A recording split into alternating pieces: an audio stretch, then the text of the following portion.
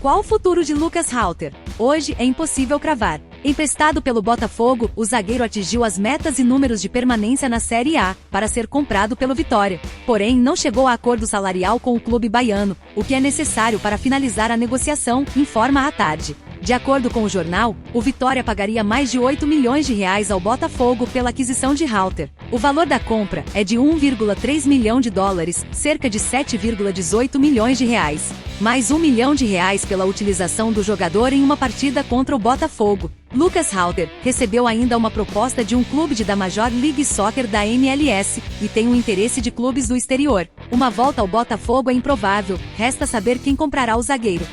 Compartilhe sua opinião nos comentários, e se você gostou do nosso conteúdo, não se esqueça de deixar seu like, se inscrever no canal e ativar o sininho para não perder nenhuma novidade sobre o Glorioso.